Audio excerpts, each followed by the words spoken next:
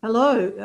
Hello. I think we've got most people coming online now, and a very, very big welcome. I'm hoping everyone can hear me. Please let me know if you can't. This is our first online virtual webinar, and so if you can't hear me, can you just let me know? Otherwise, we'll get started. So, as I said, a very big welcome to this first of 3 online interactive webinars that TCI Oceania will be holding over the next few weeks, and largely in response to COVID-19. However, it wasn't originally going to be like that. Just a couple of months back, we were planning to do this all together down in Lakes Entrance in East Gippsland in response to the devastating bushfires that we'd had around the country, and in particular in that region. But here we are now, very quickly, online and talking to you all.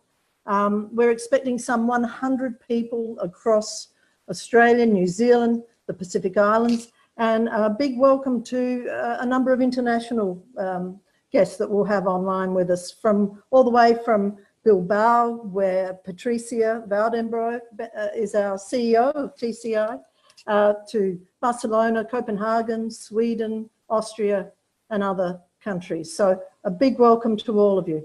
But first, to begin, I'd like to start by acknowledging the traditional custodians of the land on which this online forum is coming to you from today, and pay respects to the elders past and present.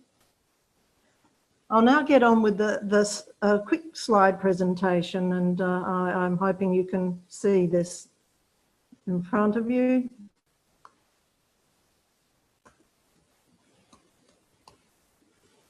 Okay, just if you give me a second there. I'd like to very much thank our sponsors for this. Without them, we wouldn't be able to reach so many people and have such high-profile speakers as we'll be having today. Food Innovation Australia, FIAL, well known now, I think, around the cluster community. Thank you, FIAL. Mets Ignited and NERA, 2 other industry growth centres here in Australia, and my own home organisation, RDA Brisbane, Regional Development Australia. Very important to us and helping us to keep going down under. And here's TCI. For those of you who don't know TCI, it is the global network of cluster practitioners. And there we all are, meeting in Antwerp in Belgium last October. And you'll hear a lot more about them in just a minute. But what is TCI? TCI Network is the leading global network of people and organisations working in clusters and innovation ecosystems around the world. We create global connections, inspire clusters, and improve policy learning. It was founded in 1998, and it is a non-profit, non-governmental organisation open to members from all continents. So, as I mentioned, this is the first of 3 online webinars. This one is around the theme of shock. The next 2 will be around survival, and the third one will be around transformation on the 28th of May. Some of the things we already know about clusters is that they're responsive, they're agile, and they can be agents of change and transformation in these times. So let's not waste a good crisis. And let's get on with our webinar today. Before I do that, I would like to invite Merete Daniel Nielsen, the TCI president, to just say hello. Hi, Merete. Hi, Tracy. Hi, and thank you for starting this up in a nice way. I mean, and thank you for also to all the sponsors, because we have come a long way in a very short while, and without the support from FIAL, Mets Ignited, NERA, and also RDA, as you mentioned, this would not have been a possibility. That's and right. Also all the ones on, the backside working really hard to pull this off in a very short time. So, and I'm really happy about seeing so many joining. As Tracy mentioned, we are a global network. We are non-profit, non-governmental, are focused on cluster-based development. And as Tracy mentioned, we really sense a huge interest around cluster-based development right now. Last week, we gathered 120 people in Latin America. Monday, we had 120 also just focusing on evaluation. And I think this is really a moment to join forces and be together and discuss how do we use this tool, how do we adapt what we're doing. This is a unique possibility. I know it's also difficult times, and especially for you in Australia, this has been a double experience. So I'm really looking forward to the first one of the webinars. I know many of the TCI members are also listening in, and we will do our best to share what we are learning here today with the rest of the community. We have 500 active members in around 80 organizations. We reach out to 110 countries in the world. So we will build on what we learned today and share this with our community. I'm also happy that one of our founders are with us today, Aoife Fogg-Williams. I know you're going to do a great job in moderating this event, so I pass on to you. Merete, thank you. And thank you, Merete, for getting up very early in the morning in Copenhagen and joining us. Thank you. You're welcome. It's a pleasure to be participating in this webinar. I'm coming in from New Zealand, and great to see on the right of the chat already people coming in from Queensland. And I think amongst the 100 or so that are registered for this, there will be people coming in from South Africa, from Germany, from Mexico, from Wales, from a number of different parts of the world. Please, as the presenters come in, use the chat function to raise questions to reinforce.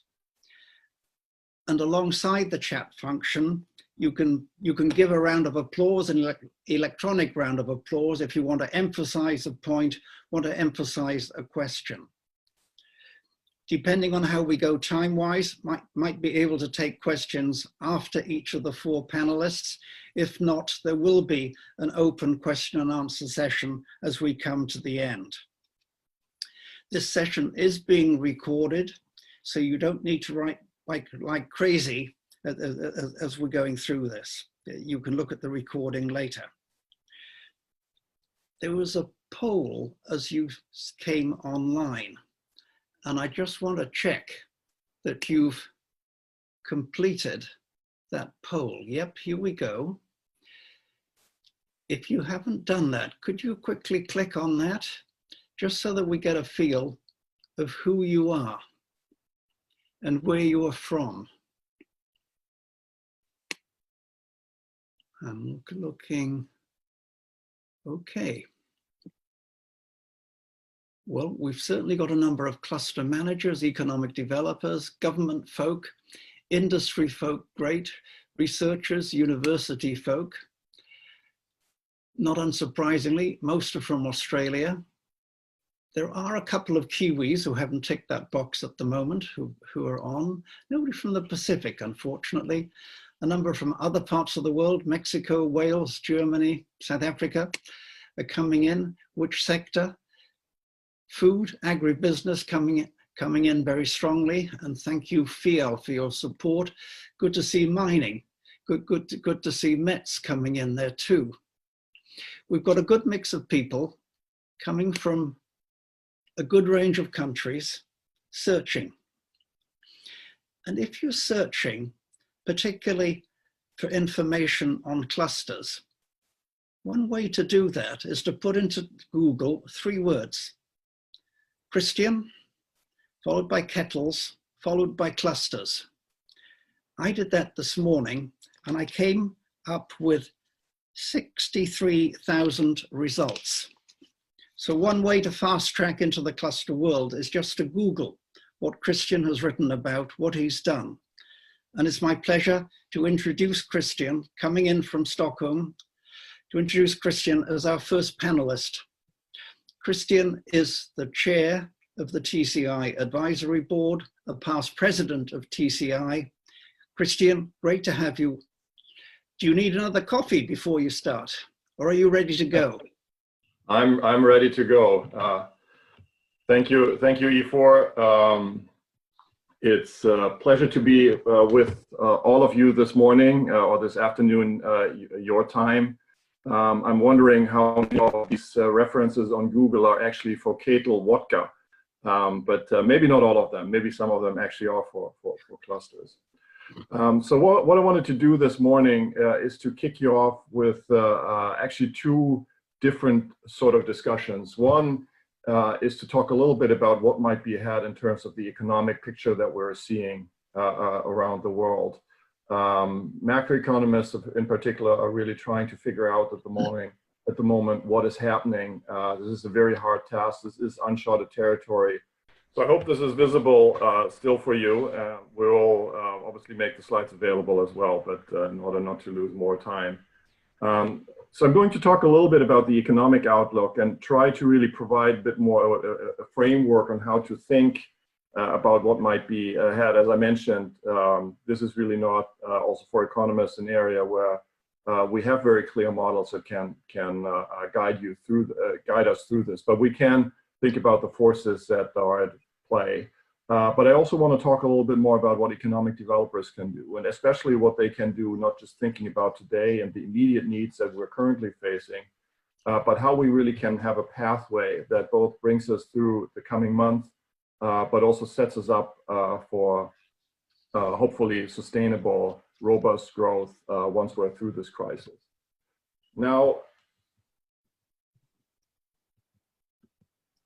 first of all, obviously, I think it's important to recognize this, that this is primarily really a public health crisis. So these are data points from yesterday.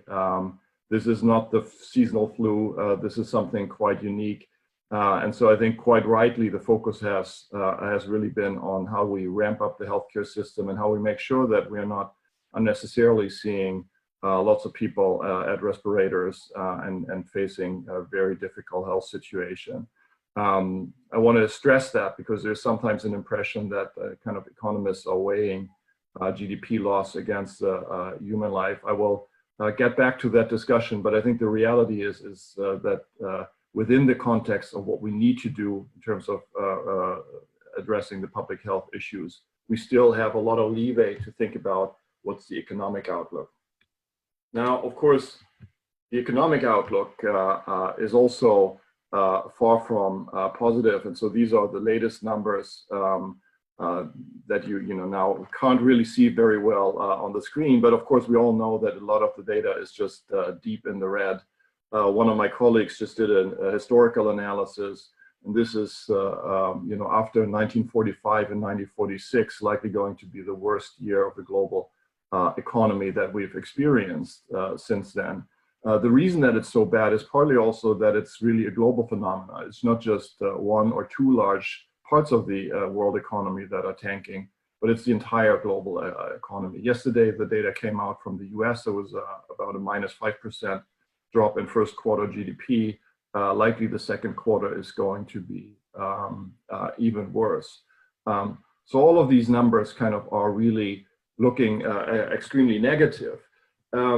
However, if you look a little bit closer into the data and listen to a lot of the macroeconomic prognosis, most of the macroeconomists basically still what they call a V recovery. So yes, a very deep downturn that we're expecting for 2020, but then also a very strong and quite rapid recovery, probably already starting in the second half of this year to follow that. The reason that this is the case in the models is that we've seen this massive monetary and large parts of the world economy, or at least in advanced economies, also strong fiscal response. And if you plug that into your standard macroeconomic models, what you get is a very strong recovery that basically puts you back on a growth path. For those of you who have kind of looked a little bit at these economist reports, there's a lot of discussion at the moment about the shape of the recovery, whether it's a V, a U, or an L. So just to lead you through a little bit here, V basically means that after the initial shock, we will get to the blue line. So we'll have a very strong recovery and essentially back to the normal growth paths that we had prior to the crisis. So we obviously lose the GDP in that triangle there below the dotted line, but we'll soon be back. That's what these models predict. Slightly more pessimistic view is the U recovery, which basically says, we are going to go back to our initial growth rate, but we have lost the level of production, which puts us down. And so there's a permanent loss in the size of the economy. That's what really happened in the US, for example, after the global financial crisis. So there was not a very strong recovery, but nothing that kind of made up for the loss that we had initially. And the real worry, of course, is that we end up with the so-called L recovery. So not only that we have the losses in GDP because of the initial shock, but that we have permanent damage to our economy. And so that our ability to generate growth will be lower moving forward. So that's just the way to think about these analyses. As I mentioned, a lot of the macroeconomists basically build in a V recovery in their model. I'm somewhat more skeptical, at least on the medium term. And you see here some more detail on the slide, but essentially I think these macroeconomic traditional models don't really pick up is the type of transaction costs that it will take to get our economies going again. Making sure that people that have lost their jobs get back into the right type of job where they're productive. Making sure that companies that have been dissolved or bankrupt are getting back, that value chains are being reconnected. And of course, there's the loss of wealth because of the drop on the equity markets that we also have to reckon with. And very importantly, this is a global game, and we are seeing how the pandemic now runs through different parts of the global economy. And so even if, for example, China might have been able now to manage the pandemic, its economy continues to be very heavily affected by what we see in other parts of the world. So all of these factors make me a little bit more nervous, at least about the short to medium term. And yesterday, if some of you read the articles about what the Fed had to say, I think there's more pessimism kind of seeping into the economic analysis than we've had initially. Another way that economists think about the current situation is to see, what type of shock are we facing? And the two kind of models that we have in our heads is, on the one hand, a war or natural disaster where basically both the supply side and the demand side don't function. People can't buy, and the ability of the economy to produce is severely restricted. On the other hand, we have the economic crisis, which is often a demand side crisis, like in the global financial crisis. People don't have money, they're scared about the future, and that's why they don't buy. Balance sheets might be disabled. I think with COVID, we are going to go through actually both of these phases. Short term, it's really more like a natural disaster. But unfortunately, I think the longer this will last, the more we are going to end up in a situation where we'll have economic repercussions, balance sheets that are going to be weakened, people that are more nervous about consumptions, and that could lead us into a longer lasting sort of economic crisis. So elements of both.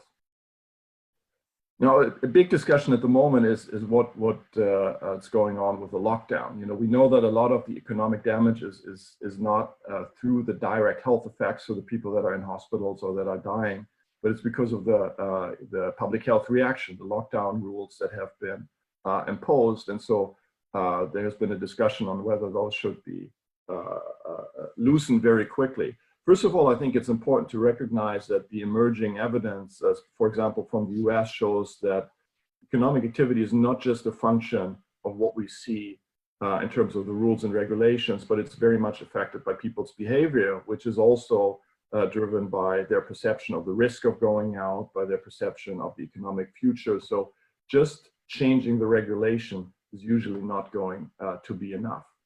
Historically, and people look at the Spanish flu after World War I, it turned out that in the US, where we have that type of data, locations that kind of were pretty harsh with their lockdown were actually more successful economically.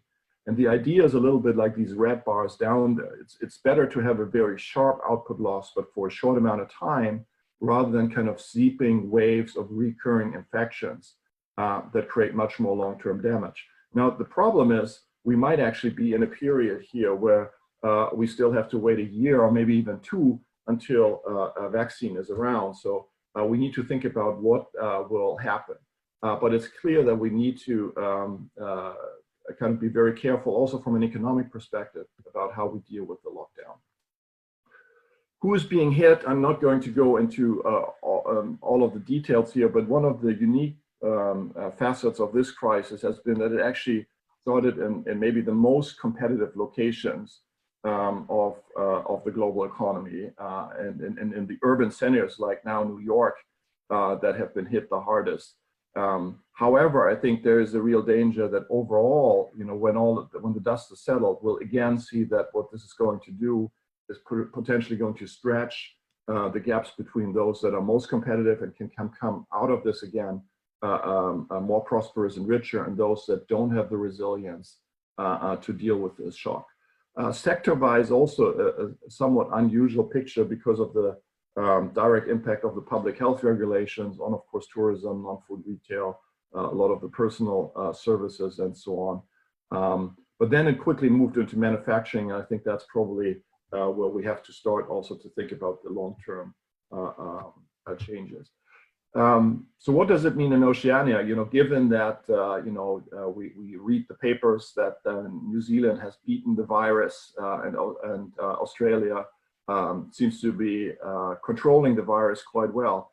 Unfortunately, I think on the economic side, the outlook to me is a little bit more risky because you are part of the global economy. You will be affected by what's going to happen, both the short-term demand shocks, but also the potential long-term structural dislocations that we'll see.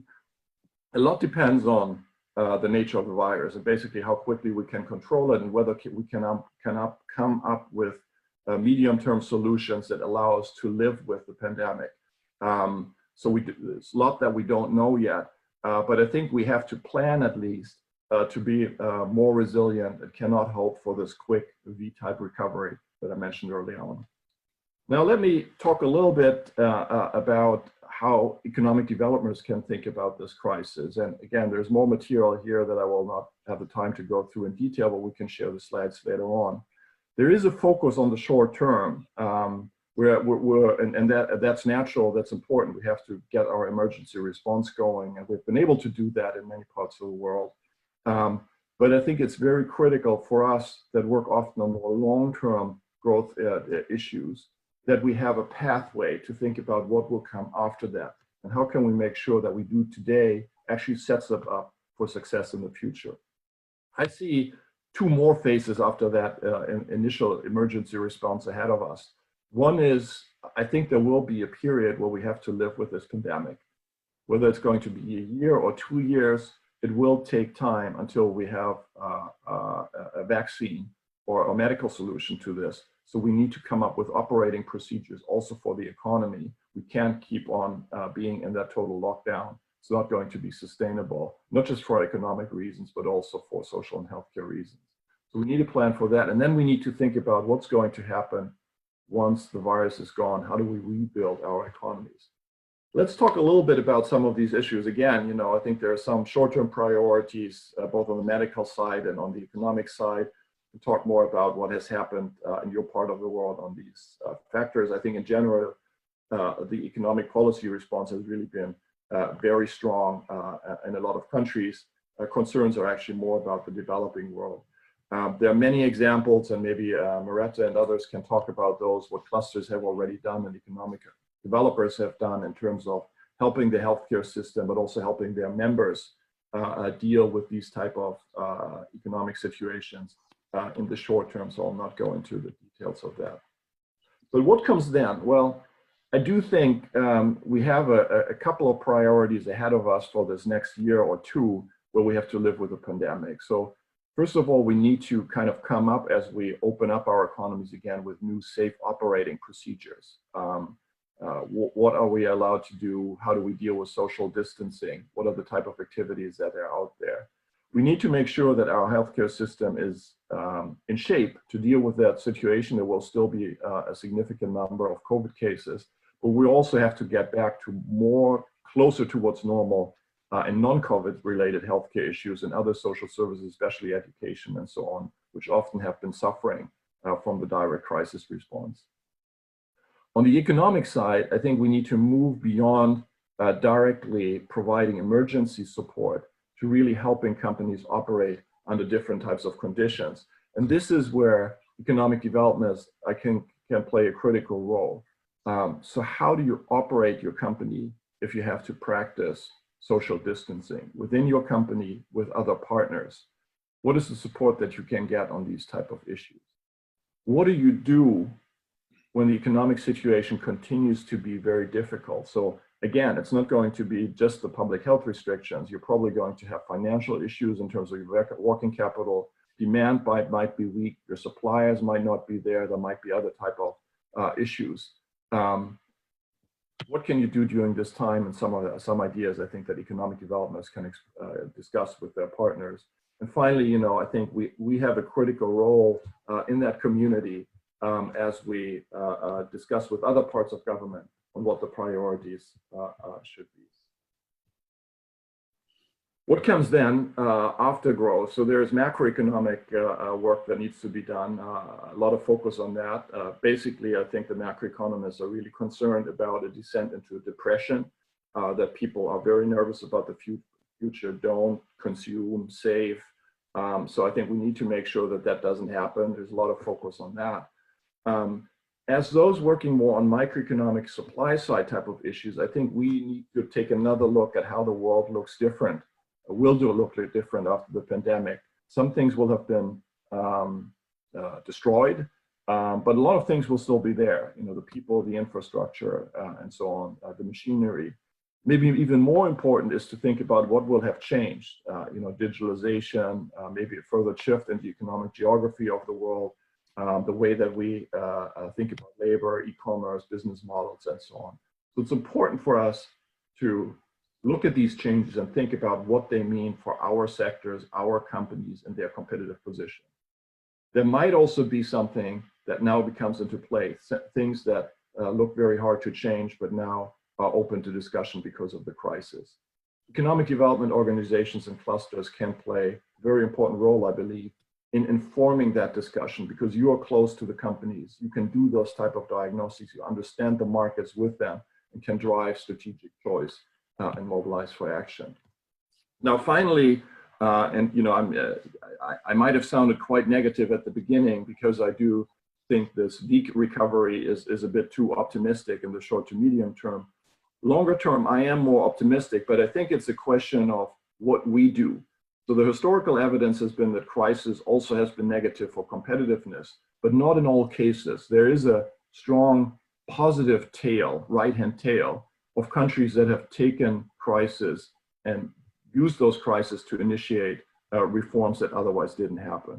That is possible, and I hope that the economic developers community also in Oceania can be part of that positive change coming out of this terrible pandemic. Thank you very much, and sorry again for the technical hiccups. Christian, you went well there, and apologies that you didn't have it smoothly technically. Liked your positive finish and saying, yeah, we need to take advantage of a crisis. But let me go back to one of your slides with the three, with the U, the V, the U, and the L on it. Different speeds of recovery. I sense as you were talking to that, you would have put more emphasis on the L, the lower rate of growth. Does that check? Well, let me ask you, let me put the question like this, and perhaps as Shamobil comes in, he might want to pick up on this and reflect on it too.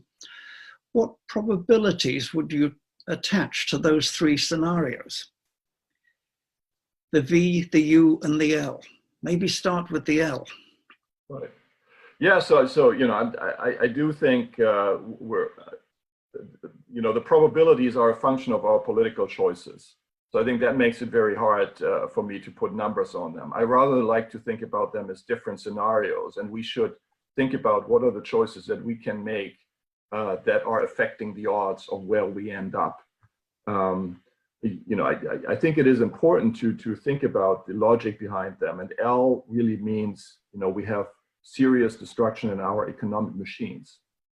So we need to think about what might that be and how can we avoid that. And so a lot of the measures that I see now in terms of deep freezing the economy are exactly about that. We're trying to take the hit now, but avoiding that long-term damage to our economic machine.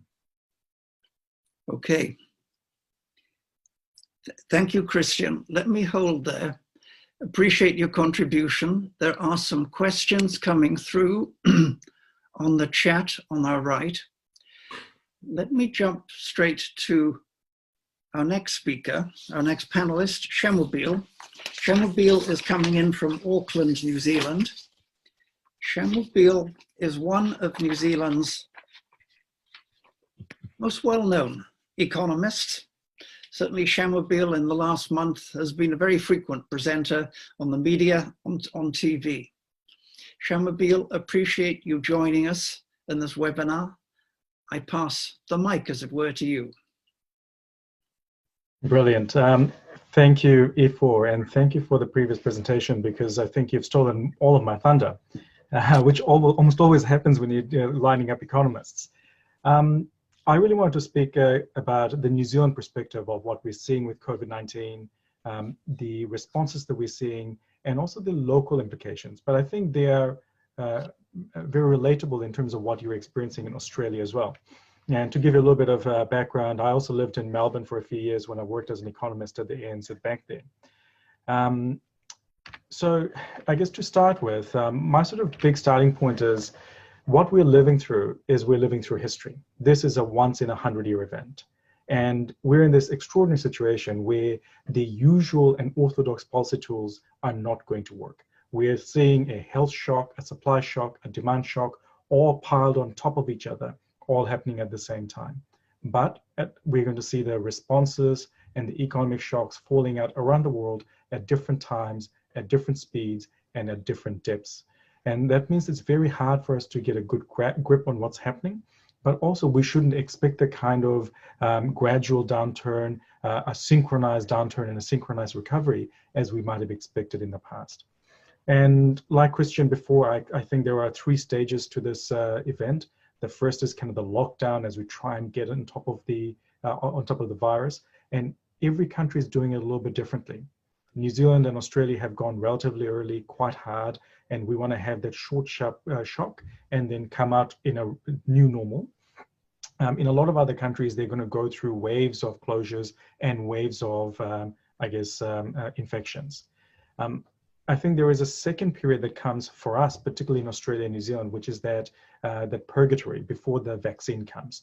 And there'll be a period of 12 to 18 months where our borders are still closed, the global economy is still going through recession, we're still dealing with this stuff.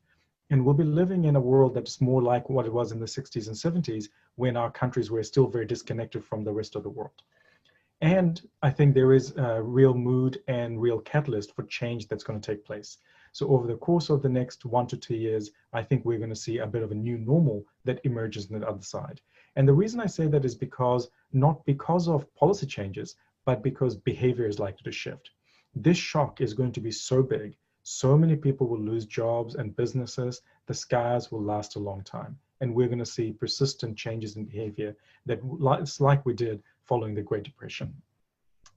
One of the things that I've been dealing with a lot when I've been talking to my clients around the country is be mindful of understanding what's happening in your local community, because the fallout of this is varying across different parts of the country. They're not the same everywhere because our economic makeup is different, our strengths are different, our weaknesses are different. And if we don't do that, then we're trying to take a one-size-fits-all, which is not going to work. And one of the big messages I'm trying to get across is prioritize, because we can't do everything. Do the things that really work. And if we can respond to the local reality, I think there are a couple of themes that really come through from my interactions so far over the last month. The first is, if we try to do things individually, it's not going to work. So we must collaborate. And the scale of the challenge is so big that we must leverage. So whatever we do must have a lot of influence across broad swathes of the economy And that's why the cluster approach, I think, is the conversation we need to have. So I'll quickly kind of take you through my sort of journey over the course of the last couple of months. And I've been sort of pretty much working exclusively on COVID issues since February, because it became very clear to me late in February that this is going to be the biggest thing in our lifetimes. And all the work that we've seen so far gives us pretty good indications that this is one of the biggest events that any of us will experience. And we had in New Zealand, the Treasury here did some scenarios in terms of what might happen to the economy. And look at the chart on the left-hand side that shows New Zealand's GDP going back to the 1930s. And the likelihood of the kind of contraction that we're looking at is unprecedented. And like Christian, I completely do not buy the fact that this is going to be some sort of V-shaped recovery and everything's going to be fine. We're going to see so many job losses, so many business failures, that it is going to take us a while to come out of this. And when you're talking about the biggest recession in living memory, and I don't want to depress you guys too much, the reality is that even in the worst depression, even in the worst recession, majority of New Zealanders, majority of Aussies will still have jobs. Majority of businesses will survive. The thing that really screws things up is we're going to be so fearful. It's the fear, it's the caution that becomes pervasive. And that's what is so uncertain. We can't tell for sure how much of that behavior shift is going to take place and how long that will last. And that's why the forecast around depth, duration, and the recovery, the trajectory is so uncertain. And right now, I don't buy any of the models and any of the forecasts that people are putting out, because it doesn't really matter. There's no way any of the models can incorporate what's going on out in the world, because we've never seen it before. Instead, I think we should be using scenario planning and wargaming, and I think that's what a lot of EDs are doing in New Zealand, and that's giving them some way to think about how might they respond to situations as they emerge. If things shift very quickly, as they are at the moment, then you change your behavior. So what I'm telling all my ED clients is do a scrum every Friday. Change if you need to. Take stock of what pain you are hearing from in the community and what are the best things that work. Be very agile and be very nimble, because we're going to be in this environment for a while. I think the story is the same in pretty much every country around the world. Regardless of what response we've had to the virus, we're seeing unprecedented job losses already. In the US, it's in the millions. In New Zealand, and our population is only 5, so it's in the tens of thousands. But in the last month alone, we lost as many jobs as we had in the first 6 months of the global financial crisis. What we're looking at is this incredibly compressed, supercharged kind of economic shock that we haven't experienced before. And we still have, the second wave, the third wave of job losses that are likely to come. I fully expect that we're going to surpass the kinds of peaks in unemployment we had seen in the 1980s in New Zealand. And that means that over the course of the next few months, we might see unprecedented job losses. So typically in New Zealand, we measure job losses in tens of thousands. This time, we're going to be measuring it in hundreds of thousands. Just the scale is very different. And I think it's going to hurt many people and many families and many businesses. And this recession, once we're kind of out of this lockdown, and like Australia, in New Zealand, we're kind of just slowly coming out of that very strict quarantine regime. But we'll still come out of it and be in a world where we have ongoing border restrictions. So that means that one of our biggest exports, which is tourism in New Zealand, that accounts for about 3% of GDP, about 5% including indirect effects, that just disappears, right? It just doesn't happen. Domestically, we're going to see all the shocks as well. But much more worrying for me right now is what we've already gotten a taste of from China. China went early with the COVID experience, of course, and we saw that it already had a big impact on our exports, on our tourism, on our imports. And so that global recession that's coming is going to be a really big deal for countries like Australia and New Zealand, where we're so reliant on the world economy and the demand for our products. We've already seen big impacts on prices, and I fully expect to see further ongoing pressures there.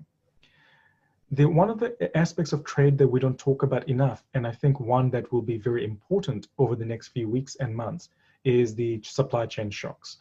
We've already experienced the supply chain shocks because our planes have stopped flying. So all the things we used to get in the bellies of planes are no longer coming that way. So the supply chains have to be much longer, much slower, But when production is affected in places like China or in Italy or in Germany, it means that our ability to get access to products for our manufacturing, for our retail, all of that stuff becomes disrupted too. So these supply chain disruptions are actually far more important than the export ones in a way, because so many more jobs are exposed to the import-dependent parts of the economy. And I'll show you some charts of that later. And on the trade side, one of the things that makes me very fearful is, given what's going with the health thing, we're seeing borders and isolationism going up. And if that goes on to our free trade agreements and those other bits and pieces, then I'm very fearful that our countries like Australia and New Zealand that are so benefited from our global trade and our global partners, that the very strong sense of the purpose driver of our economic growth is taken away. Locally, we're also going to experience just the feedback loop of job losses that happens in a normal recession, right? And that's what we're starting to see. In China, for example, even after the lockdowns ended, economic activity there and spending in restaurants and in retail is still 10 to 20% lower. This is a huge number. It's very rare to see an economy that shrinks by that much in any given time. This is a very busy picture, but I just wanted to show you this very quickly because this is how I teach the New Zealand economy or the economy to my MBA students. You know, this is a kind of little circular diagram of all the flows.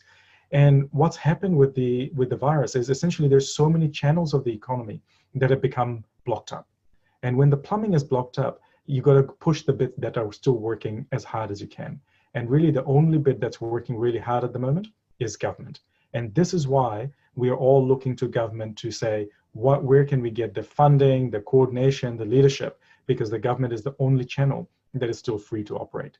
So, you know, all that sort of the conversations we might have had of the last 40 years where, you know, big government was bad, that government crowds of the private sector, all that stuff is gone.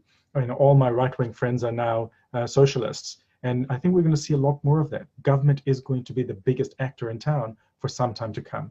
The big trick for all of us will be to make sure those resources are directed in the right places and are as effective as possible. A way to think about the economy, I'm conscious of a very short period of time that we have, but a way to think about the economy is just my usual kind of breakdown. But when I go through the big chunks of the economy, my sort of big fear is that, yes, we're going to see the reduction in household spending, and that's normal because we're going to see increases in job losses and people's confidence goes away. But if government doesn't keep spending, then it becomes worse. The thing that's really going to take the big hit is, of course, we're going to see a big reduction in private investment. That's what collapses during a recession. People stop making decisions. People stop being innovative. They stop looking into expansion opportunities because they're fearful. But that fear can be really damaging. And what we saw last time was that you know, the GFC was a relatively small recession to what we're going to experience, but even then, investment fell by about 15%. For the government to be able to offset that, they have to increase their investment plans by 45% because it's a smaller part of the economy. But it gives you just a sense of scale of how big the government stimulus and government effort has to be able to offset the weakness that we're likely to see in the private sector. On the export side, I think is where a lot of the shocks are going to come in, and they're going to roll on as countries deal with waves of infections, production shocks, recessions. And there we don't have a very good idea of where that might pan out. But one thing that's very clear is that the aviation industry and tourism is not going to recover anytime soon. So there is probably a very long period that we're looking at where our economies will be doing without any kind of tourism, and that's going to mean that it's going to have a really big impact. One thing that's quite encouraging, of course, as Australia and New Zealand start to get on top of the virus, we might have a bit of a bubble where the two of us can start to travel with each other. Unfortunately, it doesn't mean much for Australia because we're such a small customer for you guys. But for New Zealand, it would be a huge benefit because Australia is our biggest source of tourists. And we also have a lot of New Zealanders there, so that ability to connect with each other is going to be very important. And like I said before, the big thing that's really scaring me is the supply chain shock that we haven't thought about very well. Because I think over the course of the last 40 years, the conventional wisdom was trust the system. The just-in-time will work. Systems are resilient. You don't need to manufacture things here. You don't need to hold stock. Everything will be fine. In 40 days, that wisdom of 40 years has been undone. I think we're going to see a mad rush for manufacturing, a mad rush for hoarding inventory, and we're going to see some very inefficient ways of doing things. And I think we need to talk about how we deal with that. So those are the that's my kind of big frame for the economy. And I just want to show you a few charts just to emphasize that while that national story is really important to understand, the local story looks entirely different. So when I look at a map of New Zealand, for example, and you look at this map here, on the left-hand side is share of the economy that's made up of tourism, and on the right-hand side is tourism only from China.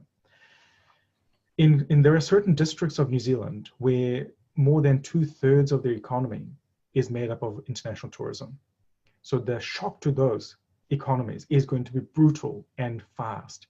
But there are other economies that are exposed to the global economy in other ways. So the shock that we're seeing with COVID-19 is not going to be synchronized. It's going to be different and will be felt very differently in different parts of the country. And that means we need to be very mindful of making sure our responses are curated to the needs of our local community. One example for me has been just the trade that we do with China. The global shock is, of course, really, really important. This is quite a busy chart, but I always love looking at the trade data because they tell you fun things like New Zealand imports over 90% of its umbrellas from China, right? So, but when I look at what's going on in terms of our economic connections, what I'm helping with my ED clients, economic development clients, is helping them understand what is your local exposure to each country.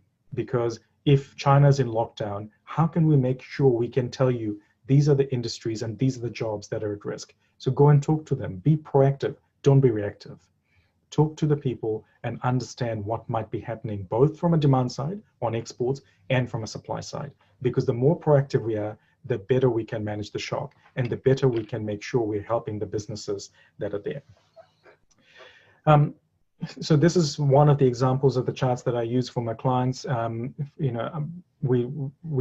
go through each of the regions and we allocate for each of the industries what is their exposure to a country like China. And we know that there are some parts of New Zealand where a huge part of the economy is based around forestry, for example, and most of the forestry goes to China. So when the Chinese economy and the ports weren't working, those regions got hit hard really, really fast. And we saw the big increases in job losses and things there first. And if you look on the right-hand side, you can see that exposure to imports, so the supply chain shocks, are pretty widely distributed across the country, but much more around manufacturing heavy industries and manufacturing heavy regions. So a lot of the advice I'm giving is very curated to each individual region, because when the shock arrives and when the recession arrives will be at different times. And I think it would be a mistake to take a one-size-fits-all and try and force that solution onto a particular community. I think I'm probably getting very close to over my time. So I might just quickly run through some of these ones, because I think this is a great way for us to think about why it's a great time to talk about clusters. Because I think we're in this window of opportunity right now. This crisis is so big that we are rethinking stuff. We've gone from being complacent about full employment to talking about mass unemployment. We've kind of been, I think we've been guilty of base rate thinking, but right now I think we are able to have a first principles thinking and ask, is what we're doing working? Is economic development the way we do it now? Is that the right practice? And is there a better way? There's a really slim window of opportunity here for us to do things much better. And if you sort of quickly go down to the bottom, there are a couple of things that I think have changed. One is around the view of the private sector versus the public sector. We are relying on government to provide that leadership, the strength, the funding, because we realize that in times like this, a collective effort is what's required. But a lot of the issues that we face around inequality across our regions, across our communities, poverty, climate change, or economic development, none of those issues will change as a result of the crisis. They are still there, and they're not going to get any better unless we start doing things differently. So what does it mean for economic development? The key messages that I'm trying to get across are: understand, knowledge is power. Understand your local economy. Make sure you understand what are the local issues, what are the linkages and ripple effects that might take place. If your If your manufacturing plant that does meat processing closes, what are the other suppliers that might be affected? Think about the local risks and opportunities. Your local authority might not have funding capacity or might have lots of funding capacity. Make sure you understand what are the levers that are available to you. And these are the strategies that I think are going to work. Prioritization is going to be really critical. We can't do everything. We've got to put our resources and our efforts into things that are going to be helpful. I think we have to work with a common agenda because we're going to have to make some decisions that are not very popular. That common agenda, the shared vision is going to be absolutely critical. The one thing that I'm seeing at the moment that's really pissing me off is people are trying to do things individually. If we don't collaborate and work together in this time of crisis, I know that the result will be worse than could be the case. I'll leave you with one final thought. It's from my favorite book, The New Geography of Jobs by Enrico Moretti. And he says, whatever you do, build on the existing capabilities by leveraging local strengths and expertise. Interventions should only be to resolve market failures, and if a community has a credible chance, to building a self-sustaining cluster.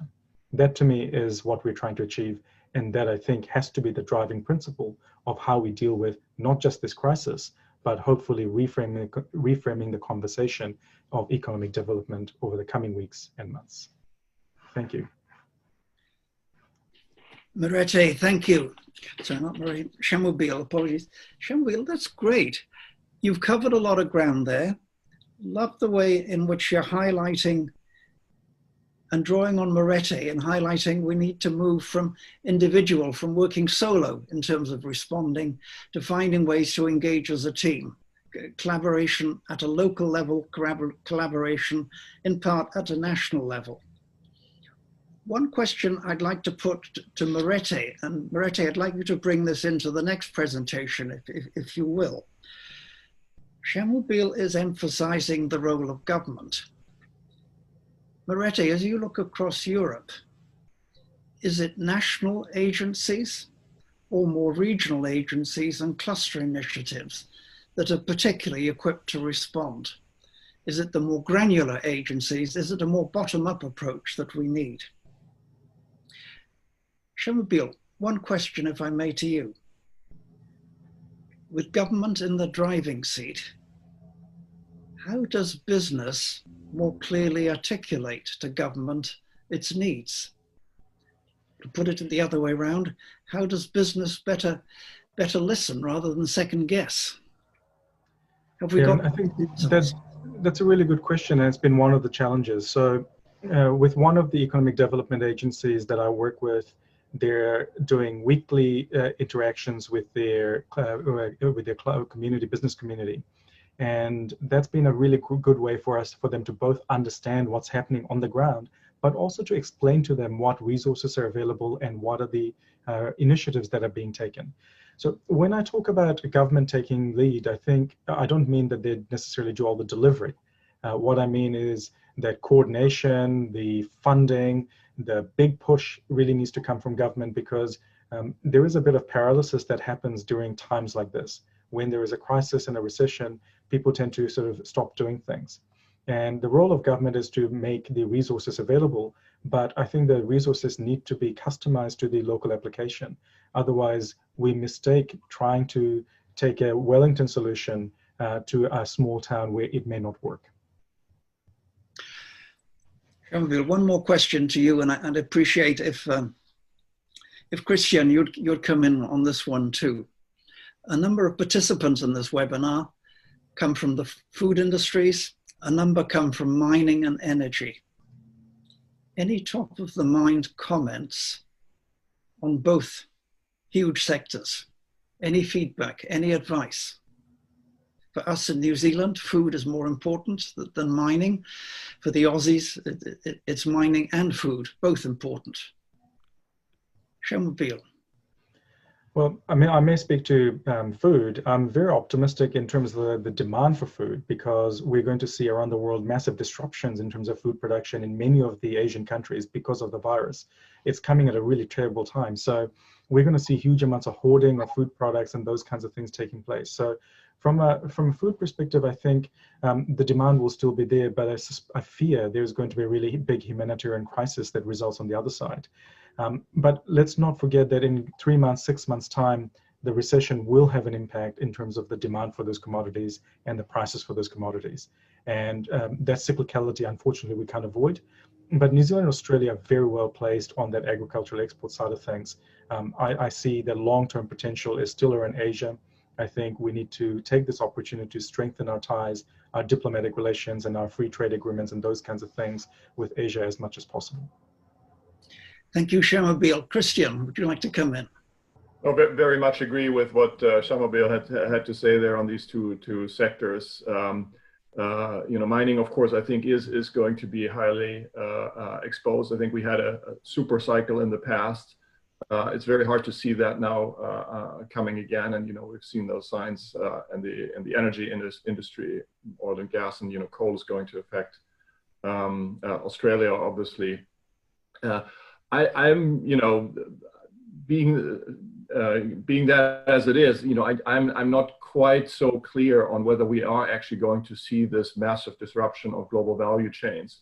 I think that on that, I think the jury is still out, just because the economic benefits of this type of system are going to be so high. I think one has to be also careful to not be kind of over cyclical in the sense of saying, now we're going to go just back to local, very self-resilient economies. The benefits of international division of labor will remain there, but it's going to be harder. So I think it's more about the how and maybe the de-averaging of companies that are able to combine the benefits of global value chains with a bit more resilience. Okay, Christian, but are we in danger of looking at reinserting ourselves into global value chains as they've been? Or can we use the crisis as an opportunity to reinvent? Are we going to take a lazy approach, the quick approach? Or can we actually take a more knowledge-intensive approach and change the way in which we're behaving? We can, absolutely. And I think in that sense, we're going to see a period of a lot of innovation and experimentation. We'll see what has to work out. But I'm just saying, I want to warn a little bit that, obviously now we all talk about resilience and we talk about the importance of being able to access things around us. I'm sure that's the case in Oceania. I see that in the Nordics as well. But there is a reason for why a country like Sweden, where I currently live, is not self-sufficient on food production. We hugely benefit from our ability to draw on others, including buying, butter from New Zealand and lamb and so on. And I don't think that's going to go away just because of these huge benefits that exist from that. But we might need to do it differently rather than stopping it. Yeah, I agree. I think it changes how much inventory we hold, and it changes the way that we arrange our supply chains. I think a little bit more redundancy and buffer built in is really helpful.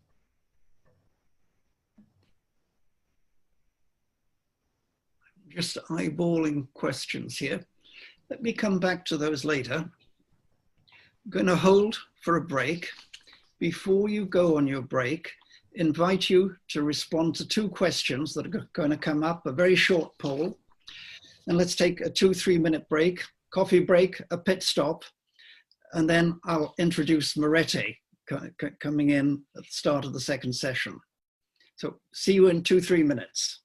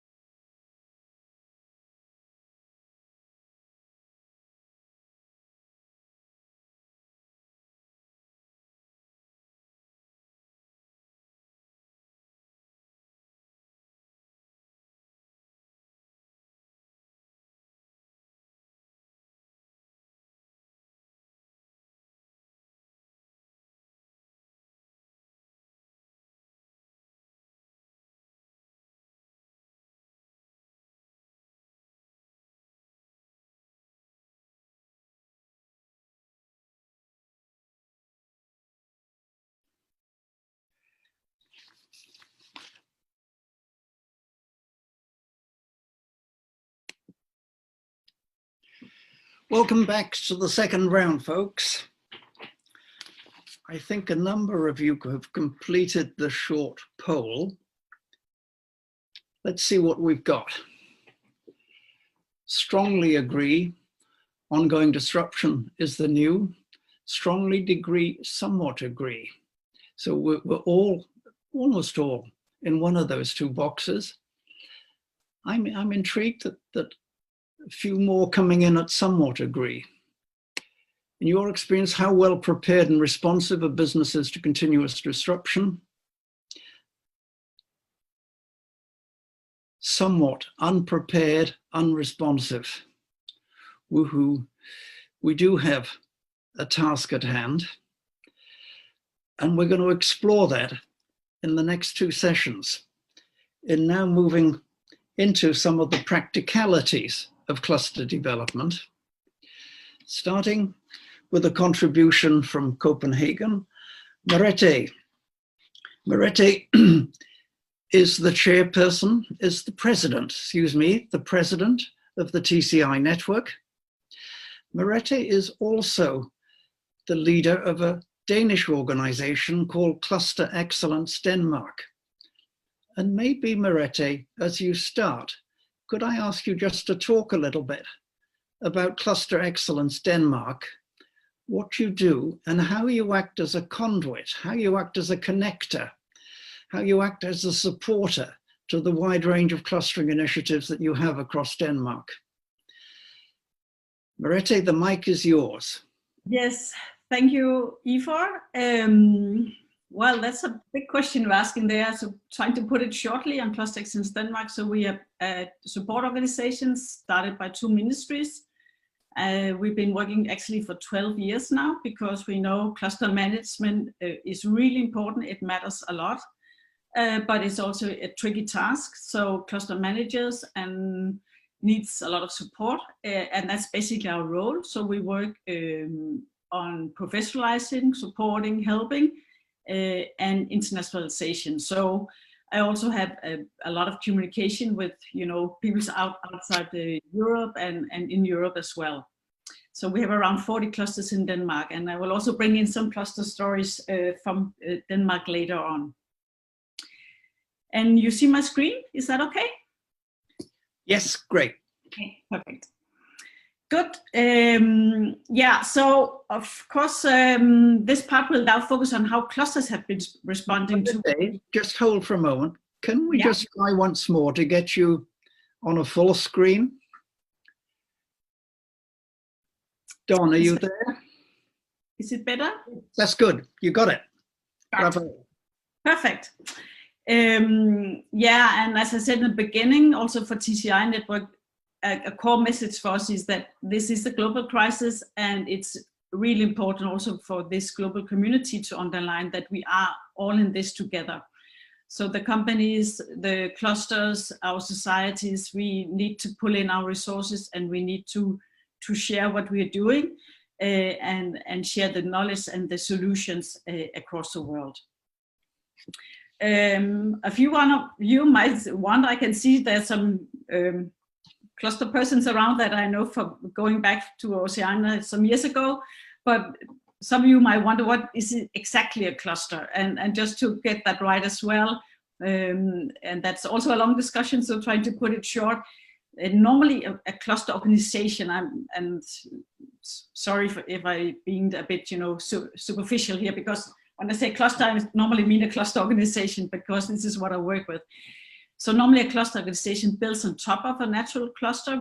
We talked about in the previous session just about how big food is in Australia, production, mining, life science is of course a sector that really got a boom now.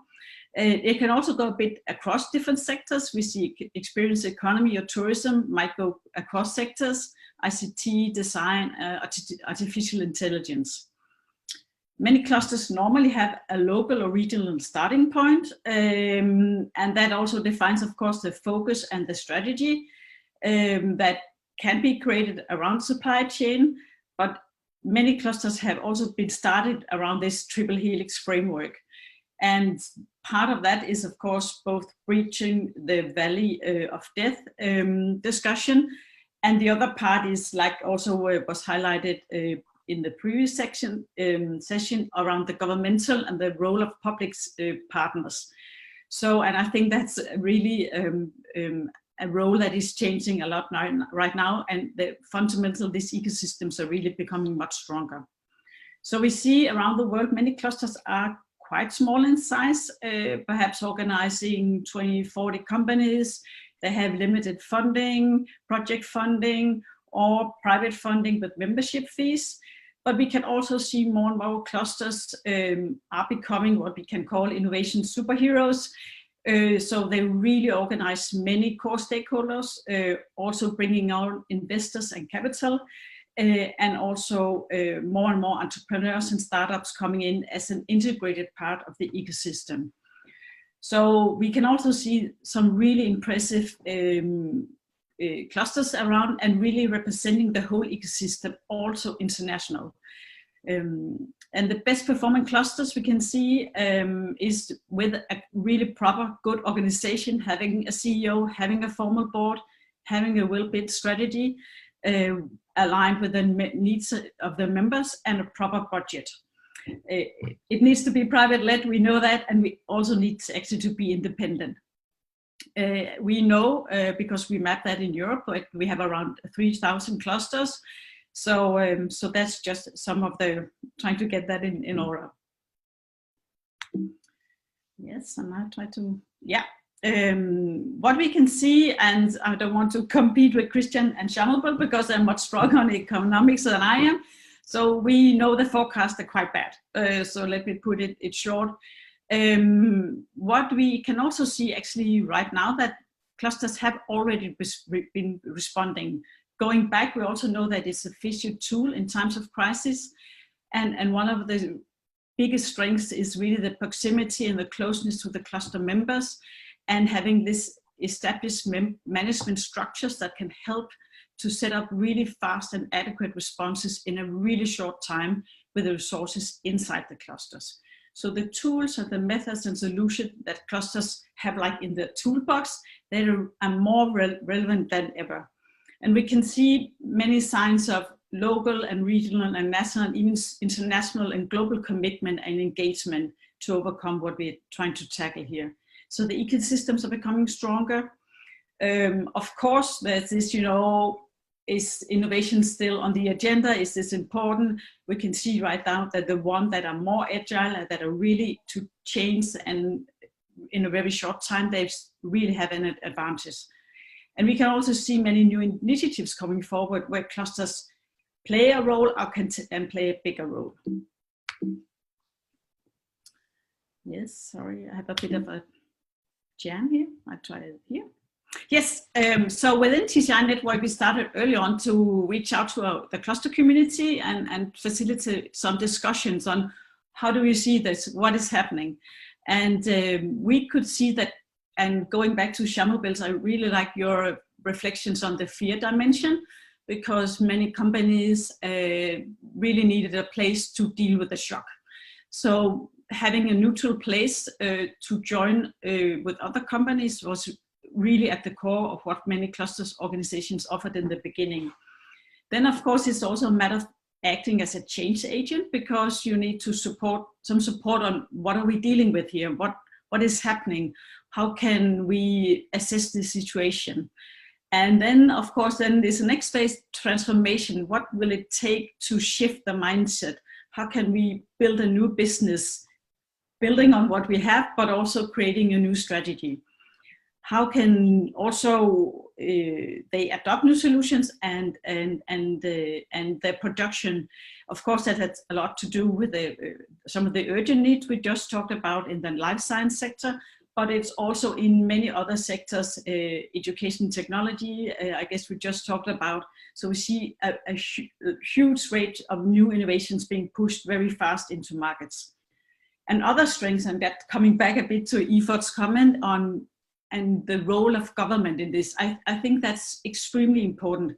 It's both government, but perhaps even stronger on the local and regional side as well. So using the whole ecosystem behind the cluster has been a real strength now.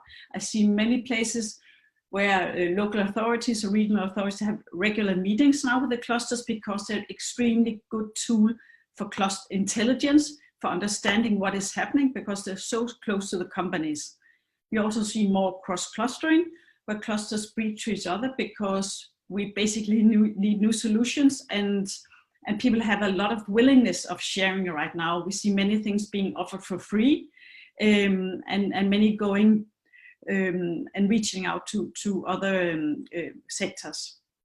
So trying to go a bit deeper in what is happening, we together with a German consultancy started a survey to ask what is basically happening, and we asked the cluster managers to see how have the different sectors and been hit, or have them been hit, and how have they been hit. Of course, we also needed on our side to understand, are the clusters able to respond to this, and also looking ahead, how can we use clusters for the restarting, re-ramping? We just talked about different curves. How can clusters play a role in the recovery phase? So we have quite nice feedback, quite many from Europe, some from Latin America, around 65 in total. So this is what I'm going to share with you. And this is the overview, and what you can see is that, of course, the life science sector is on the more positive side. And then we have really many sectors going from extremely negative to the same. No big surprise on tourism, is really hard hit, mobility, and then from the same to some negative parts is the energy and environment. Also the oil prices have been hit, as we know. The food sector is perhaps not so hit as we just talked about, but of course some disruption of the value chain has happened. I would, for my sake, have thought that digital economy would have done better, but according to the cluster managers, they are actually also in a difficult situation. So this is the hit we've seen. And then we also want to see, because we talk about clusters being able to transform the companies and their ecosystems. So for us, it was important to go a bit deeper to see where are some of where's the transformation happening. And so even though ICT might be hit, but we can see many interesting new ICT solutions getting developed and really pushed very fast into market now. Life science is also on not so transformative, but of course having a really big impact right now. And we see some sectors like robotics. I saw Andrew Scott had a comment on the robotics sector. I know some robotic companies have been selling new solutions, especially to the life science sector, but some are also in a really hard time because they're actually really used to traveling around selling the solutions, and this is so tricky for them right now. Yes, and this is one of the slides I cannot go into depth with, but for us it's again trying to understand the cluster managers and the intelligence they are really pulling in from the companies.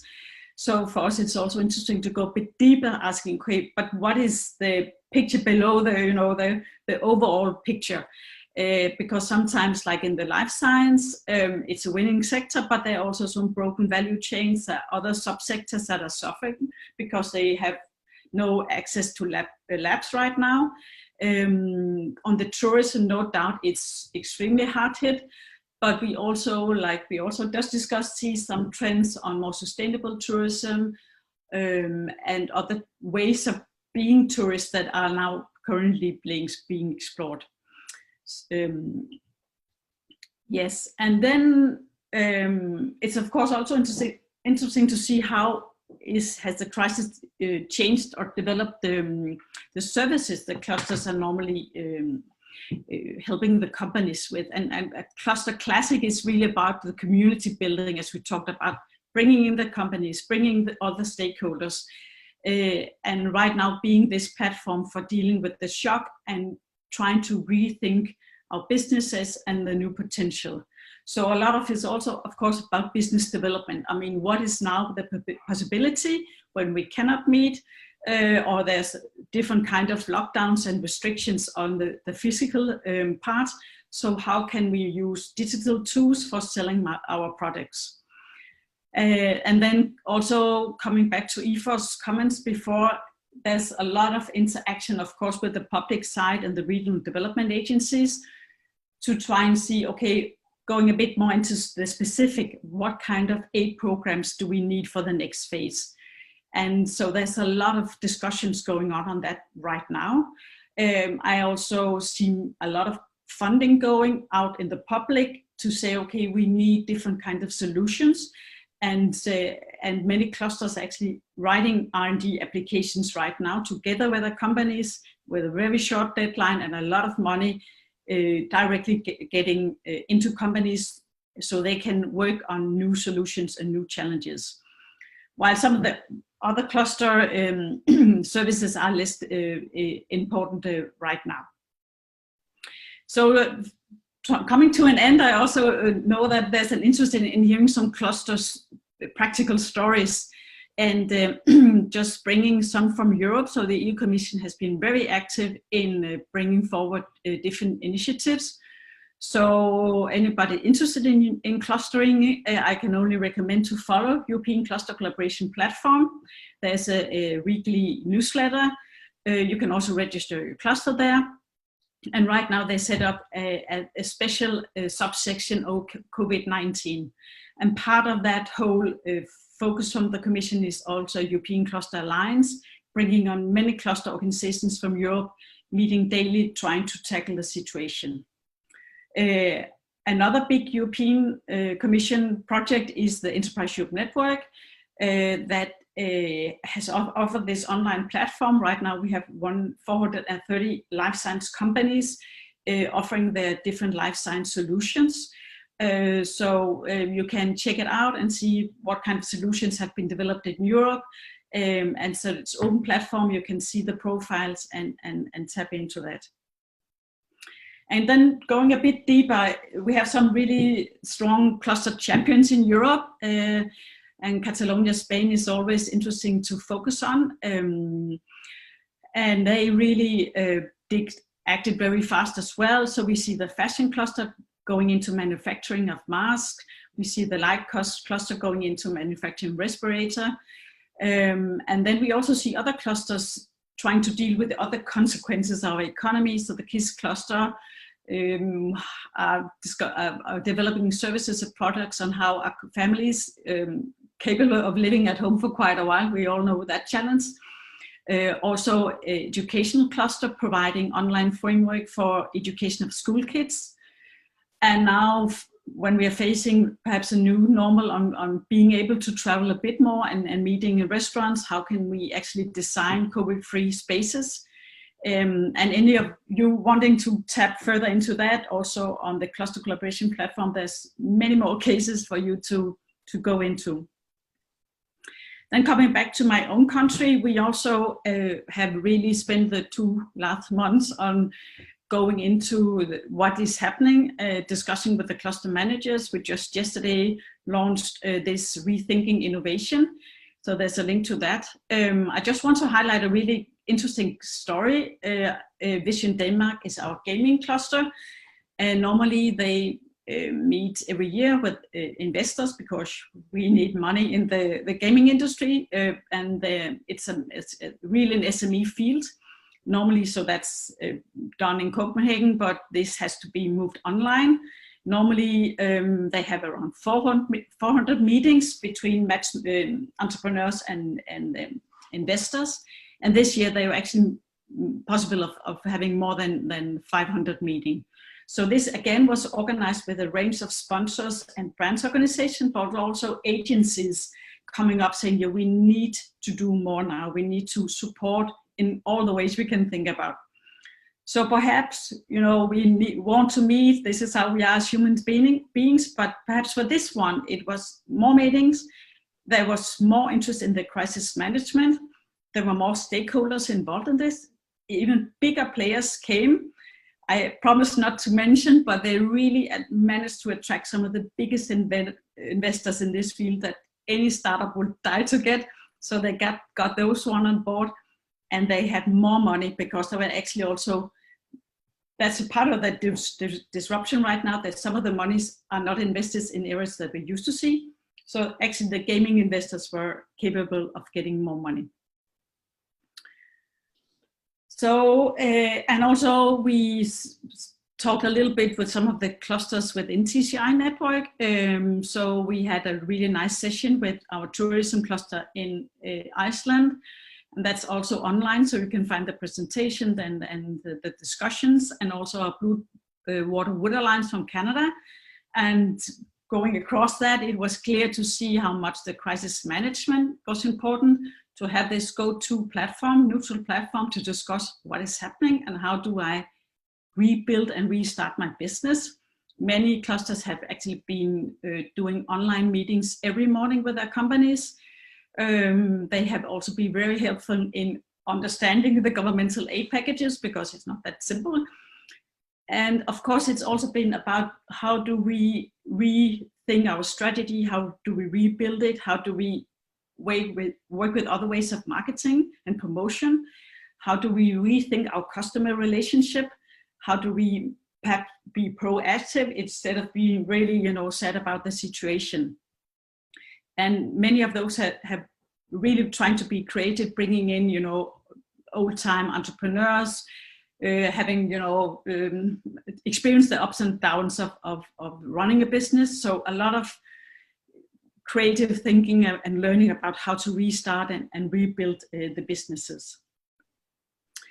Yeah, so coming back, many clusters are really rethinking innovation right now, using the toolbox of clusters. The good news is that we can see clusters are working, and perhaps even more or better now in times of crisis. Thank you, Ifor.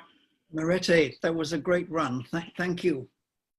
Thank you for taking us around Denmark, taking us around Europe a bit, and into Catalonia, across the Atlantic to Canada briefly. Whenever you talk, I'm jealous. I'm jealous of what you have across Scandinavia, across Europe. Jealous as you talk about 3,000 clusters in Europe. Well, we have yet to have that scale in Australia or in New Zealand. We've got a number of participants in this webinar in robotics, and some in food, and some in mining engineering, mining equipment. Have you linked your robotics cluster in Odense with, for example, your food activities with other clusters? How's that working for you in practice? It's been part of the journey.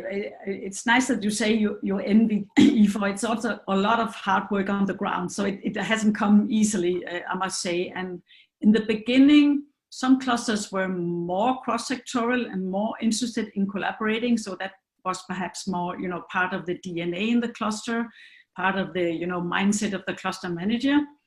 For instance, like ICT goes into many sectors, so they really have to be cross-sectoral.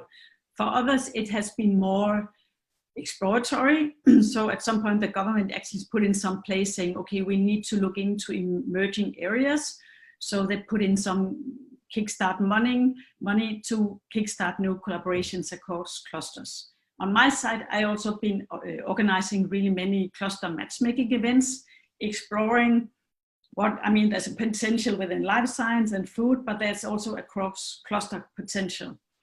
And I think now it's more embedded in the mindset of the cluster managers, and it's actually part of the, when you apply for money, you need to put in what is not just how is my own ecosystem collaborating, but how are we collaborating with the broader ecosystem.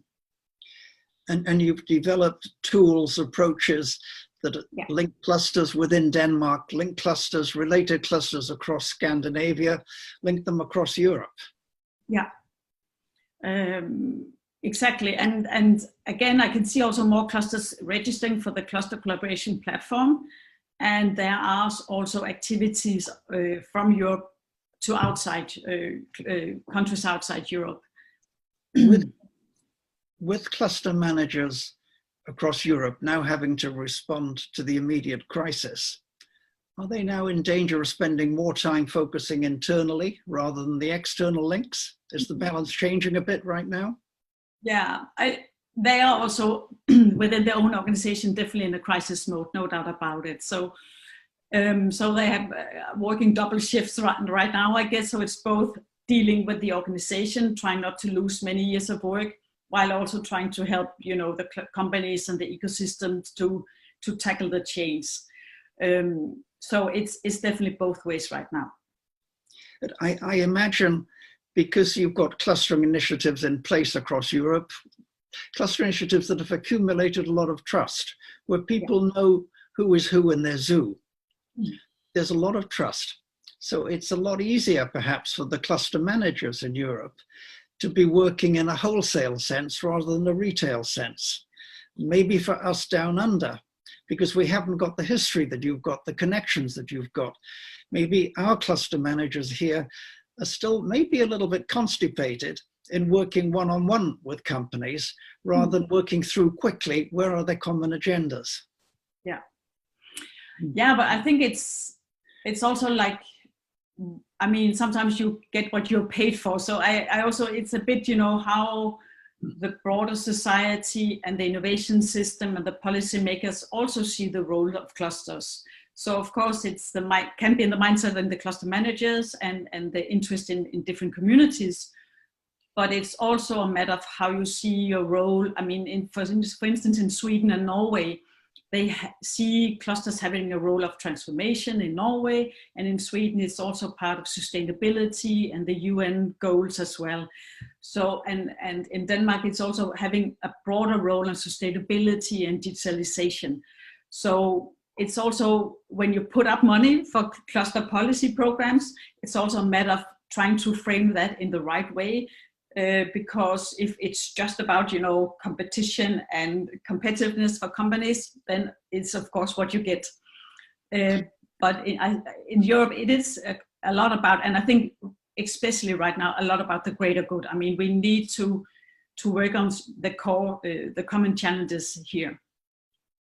Mariette, thank you very much. Thank you for your insights. Thank you for your energy. We'll come back to you later. So please don't go to sleep yet, okay? I know it's been an early start. Okay. No, it's fine. Let me move from Europe, from Copenhagen to Brisbane. If we can bring in Tracy. Tracy probably doesn't need any introduction to most of you. Tracy is the chair of TCI Oceania. Tracy has been the driver behind cluster development in Australia for 2 decades now. Tracy, you've made a lot of things happen. And one of the things you've made happen is this webinar. Good on you. Can you share with us, please, some of your stories that you're picking up from some of the clustering initiatives within Australia? Tracy, over to you. Thank you, Efor. And yeah, thanks for the accolades. But in fact, this particular set of forums has been very much a team effort, and I'd like to just acknowledge the new co-chairs of the Oceania chapter of TCI, Mariana Prika from FIAL and Nicola Watts from C4 Insight. Anyway, thank you, you two. Okay, so over the past few weeks, I've been in touch with a number of clusters across Australia and a little bit into Oceania, in particular New Caledonia. I'm not sure if our New Caledonian friends are there, but we are getting a sense of, and I'm getting a sense, and I'll share it now obviously, of what's going on behind the scenes. Let's head there right now. So with Australia's clusters in particular right now, is it business as usual? No. But are we busier than ever? Yes, with our clusters, okay? I'd like to start by mentioning just exactly a week ago, we held the first SEQ cluster muster. SEQ for those of you who might not know, stands for Southeast Queensland. So it's the big populated southeast corner of the state of Queensland. We had in that cluster muster around about, I think it was 10 of us. I haven't got everybody's logos there, but we for the first time connected up across this greater region. We had the robotics cluster, the bionics cluster, a couple of food and food innovation clusters. We had the METS, the Mining Equipment Technology Services cluster. We had the oil and gas, the export hub that's based out at Toowoomba to the west of Brisbane, and their food cluster as well, and several others that I won't name now. They all gave some really good examples, and I'll draw on them and others, but some really good examples of what they as cluster managers are doing right now with their clusters. And Emma, I know you're listening in, and I've pinched some of your points that you made last week because I thought they were so useful, because they're so granular, they're so, you know, in detail. This is what we're doing to help our members right now, right here and now. And this is the value a cluster can bring. So with FAN up on the Sunshine Coast, they have now around 310 members, and they're offering ongoing support and assistance across the value chain to help these members find creative and innovative solutions to the current challenges, and also to draw on and leverage all the connections that they have in their greater networks, their regional networks, their national networks, and international if need be. Some really specific examples here. One of FAN's members, Emma told us, is an egg producer, and they supply, you know, most of their eggs to the food service, which now has dropped off. 80% of their sales has dropped off, as they supplied largely the restaurants and hospitality in that heavily focused tourism region. Then FAM was able quickly to connect them to another member who'd had this extreme, you know, increase in sales of fresh produce at farmers markets. And the result was a new weekly order of, I think I've got there, over 100 dozen eggs. From, you know, so swiftly this was able to be arranged, and it's a new opportunity and an arrangement that may well go right into the future. A salad maker, you know, the packaged salads that you can buy. Again, a similar situation, great sales, and FAN as a cluster helped them engage with local media and use their networks to help sell these salads and develop a new model to connect delivery of boxes of salads in a direct to customer offer, a whole new way of doing their business. And this was facilitated through their membership of FAN. Another one there, and I think that this sounds quite important. On the 7th of April, FAN launched a new FAN Connect platform. And this is an online hub and marketplace that they perhaps had thought about in the past, but this moved them into this space very quickly. And it's designed to improve business outcomes for their members and across the network, and also with other business groups. Then the SEQ METS cluster, and Sergio, I know, is I think online with us as well here. Thank you, Sergio, for your comments about what you've been getting up to with your cluster. METS, this is a very big cluster for Southeast Queensland, and indeed the whole of Queensland and even Australia. But what Sergio's been doing, particularly in our region, is getting in touch with all of the businesses, all of the members, and doing a business health check, if you like. He's also facilitating a mentor program. He's called out for mentors in the sector, in the cluster, to onboard and then offer the services across members who are navigating through the crisis.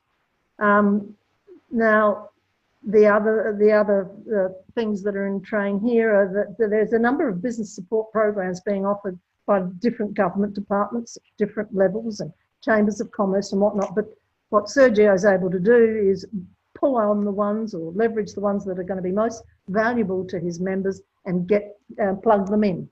And in particular, a focus will be to help them to revisit their business plans and update their business plans. So tapping into all the resources that are available locally and nationally. And in the short to medium term, I think one of the thoughts might be to, once these mentors have been out and about, get learning from the members, helping and supporting the members as they navigate the crisis, to bring them back and look at the intelligence they've gathered, and that then will help them as a cluster develop their new strategic plan during the rest of this COVID period and into the future. Another cluster over in Western Australia, the subsea cluster in WA. I spoke with Colin McIver, and the cluster manager there yesterday. And Colin tells me, as I think Moretta has mentioned in her presentation, that what's really become important, what's really come back to the fore, is the opportunity to network that the cluster provides. So it's the connecting up. So and linking. This is where the focus is back at the moment. So the subsea cluster is providing that portal to network with other subsea clusters, other oceans clusters right around the world, and learn from them as to what's going on, what's happening in the markets, and just connecting them to the world, sharing information. And for example, in the jobs and skills area, by being able to facilitate, workers who might have been put off in one company, being able to be picked up by another one that might happen to be expanding right at the moment, because this is rather uneven and it is impacting companies in different ways. So a cluster can be there and facilitate the transfer, if you like, of jobs and skills across cluster members, and even down to little things like pickups and drop-offs to work when normal transport arrangements have shut down. So even just sharing the load of getting to work for cluster members each day. And very importantly, he stressed the ritual of the virtual coffee catch-up on a Friday, where members come in and can debrief, download, share and learn from each other. It's just become even more essential and more popular during this time. There have been lots of other examples, but I won't go into them all now, but they're all very similar in their flavour. And it's this heightened need for sort of leaning on each other and networking and sharing and learning. I think this will have to transform and become a little bit more focused and strategic in the coming weeks and months. But for the moment, this has been extremely important. A couple of observations I'd like to make, though, is that there's been a plethora of webinars and online forums about how to tackle COVID-19 from different government agencies and chambers of commerce and industry groups. And a lot of it is full of some fantastic content, and I certainly don't disagree or argue with that. However, I do believe the big point of difference with clusters is that they actually are responding to and providing directly back to their members the services the members are needing right here, right now, in relation to what they have to do to get through and hopefully thrive into the future. It's so specific, and it's quite a point of difference that I think clusters are providing. So they are both sector and regionally specific in what they're doing, and they are adding greater value. One thing I would also like to say, though, is put out a caution for the cluster managers who are listening in today. A number of you I know, and I do believe you're working very hard right at the moment, harder than perhaps ever, and you always work hard. But I think I'm picking up that there's lots of external inquiries coming through, perhaps that aren't core to business. Everybody is going to you because you're the glue, you have the intelligence, you have the networks, and everyone's coming in to ask questions and help and so on. And you can't be everything to everyone, is what I'd like to say to those cluster managers out there who might be listening. Before I mention these final takeouts, I would mention, because Mirette mentioned the number of international clusters, European clusters, I think some 3,000. EFOR mentioned that, well, we do have clusters across the Oceania region. And I know here in Australia, I think we would easily have 100 clusters, but of those, there's probably only 20 or 40 of them who know of each other. We could do with a much better way of mapping our clusters across Oceania and connecting our clusters across Oceania so that we could really harness the opportunities that lie betwixt and between our clusters. So having said that, though, the final takeouts I would say is that the clusters are responsive, they're agile, they're taking action, and they can be terrific agents of change and transformation. And Colin, it was you that mentioned it to me yesterday. Let's not waste a good crisis. I'm stuck on that, and I'm using that as we go forward. Thank you. Tracy, thank you. Excellent. And I guess thinking about the role of a cluster manager in these times where we're all under pressure, it's learning to say no with a smile, being able to say no, say, sorry, that's not a priority at the moment. Good on you, Tracy. I've just been eyeballing what's coming through from the chat, in the chat column. I want to pick up two points, two dimensions, and let me share with you what those two are.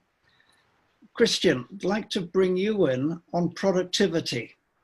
Could you just talk for a little bit on the role of clusters in productivity upgrading, the link between productivity upgrading and clusters? Second point that's coming through in a number of the chat comments, the relevance of the circular economy. And Shamabil, I wonder if you could come in first and perhaps Marete afterwards and just share a little bit about how do we bring this concept more solidly into what we're doing with regional development with a cluster focus. So Christian, could you come in first? Productivity, please. Absolutely, thank you, EFOR. Sorry, I'm just interrupting you. Please, if there's anything else that you feel, woohoo, I was hoping to cover X, Y, Z in this webinar. If that hasn't been covered yet, load it quickly onto the chat and we'll see if we can get to it. Christian, you're on. Absolutely, thank you. So productivity, and indeed, I think it's very important to have in mind that what cluster organizations can do is, help generate business, but ultimately it's really about their ability to help companies and regional economies to increase their productivity and innovative capacity. Now, how can that happen? The way that I think about it is that there are sort of three levels that we can think about. One is the level of the individual company. And especially if you're working with SMEs, there's actually quite a lot that you might do in order to help them pick up new management technologies, new resources, new ways of doing business, to kind of sort of be, like a business consultant to them. That might not be required for large companies, but for SMEs, we know there's huge heterogeneity in productivity across firms. There is space for that. Second is collaboration. Quite a lot can happen to productivity if you work more effectively with each other. And of course, what better place than to do that than clusters? In fact, many cluster organizations are explicitly focused on building those type of linkages, whether it's along the value chain, whether it's along production and offerings, or whether it's along R&D. So that's a way to enhance productivity. The third level is going through the environment in which companies operate. So that's maybe more around policymakers. And I think here we also have a huge role to play as cluster organizations. Because we're so close to the companies, we can understand what are the limits, the barriers, the bottlenecks that exist in the business environment, from lax infrastructure to burdensome regulations or other things that are not quite conducive to productivity. So helping government to understand better what it needs to do. So again, productivity at the firm level, at the level of collaboration of groups of companies, and at the level of the business environment through influencing government policy. Thank you, Christian. Shamabil, would you like to come in with circular economy? Sure. it's quite a big question, but I might answer it this way, in that the idea, of course, makes complete sense. We should have systems that are sustainable and are durable. But the thing that stops us from being able to implement it, of course, is the politics. We're still stuck in a relatively short-term and selfish way of thinking about things. We still don't think long-term in terms of our planning. So we're not taking a 100-year vision when we think about the way we do our cost-benefit analysis of new projects. And something that we're seeing right now when it comes to the urgency of the crisis, we're talking about big projects, spend money as quickly as possible. And quite often there'll be the wrong kinds of projects which will embed the old ways of doing things, the old polluting ways of doing things, and those kinds of things. In a way, I think the work that's been done with the circular economy framework, whether it's the work by Mariana Mazzucato or by Kate Raworth, these are all really great stuff.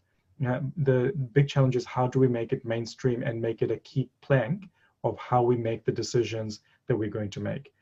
Ultimately, I think the answer is in politics, and it is about leadership that comes from both our leaders, but also we have to want it as the public. Thank you, Shambil. Marete, would you like to come in? Yes. Well, also a big question about the circular economy, because, as you know, especially Denmark and many countries in Europe are really focused on that now. And of course, that is partly off the agenda right now. But a big discussion ongoing is, of course, how do we keep that dialogue going, and how do we embed this also in the recovery phase? I've tried to put in a link to a presentation we did, or a folder we did in Cluster Exchange Denmark in the fall, about clusters' role in the circular economy. And we did it because we were actually a bit surprised. We thought, it was more energy clusters focused on sustainability. And we talked to all our clusters and said, yeah, but we all work on that agenda. So it was actually really embedded in many sectors. And that was really kind of nice and good news. So there's in the folder some core data on that from Denmark, but also some cases from Europe to go into how do we see this. For me, I'm a bit concerned because there's no doubt that we are using a lot of money right now on restarting the economy. And how do we also have the funding and the capabilities to take the next steps on the green transition as well. So that's definitely one of the core challenges right now. A second thing I would like to mention, Ifor, is also we talked about the local, regional, global dimension. And what I hear, I also saw Miana in the chat mentioning that FIAL is organizing the first virtual buyer meeting. And we see many cluster organizations really using the many digital tools to keep the global collaboration going. So they haven't skipped talking to Japan or New York or Seoul or other hotspots in the world. So we're really trying to understand, okay, what are now the new possibilities? And at TCI Network, we actually, for one of our first gatherings with the members, did an overview of all the virtual tools that are there. And we try to update it, but there are really good B2 match or B2B tools out there where companies can meet and really have fruitful discussions. I know we are always skeptical about it, but there are some really great possibilities. Marete, thank you. I'm not seeing anything else come in at the bottom there on the chat list. I'm going to pass to Tracy in a moment to finish. Let me make this observation as you've been talking. I've been thinking about, in response to a crisis, it's the big guys that tend to be first up, particularly when government is handing out money. It's the big guys that are well-dressed, that are best positioned with their shovel-ready projects.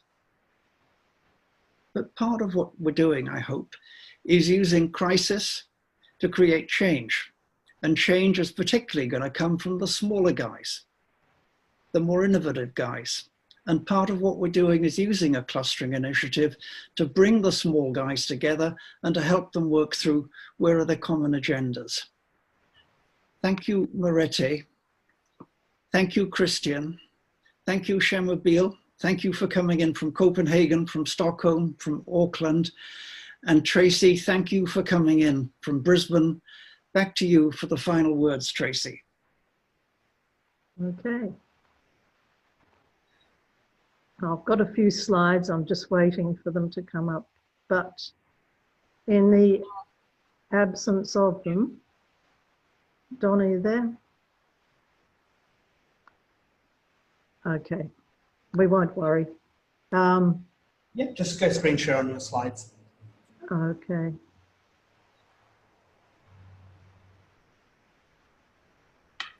It's okay. I can't get that up for some reason right now. But look, it's time to finish. And thank you so much to everybody who's joined in. We're delighted at the interest right across the managers, industry policy folk, economic developers, and so on, and right across this country and some international friends as well.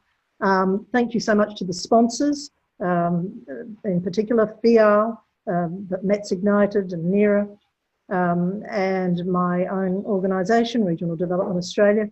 And thank you to the speakers and E4 yourself, and to Events Beyond and Don, who's helped put this virtual online webinar together for us.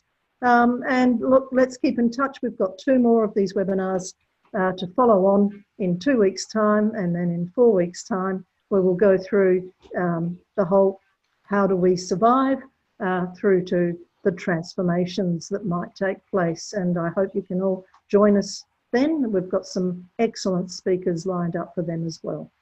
Thank you and farewell, everyone.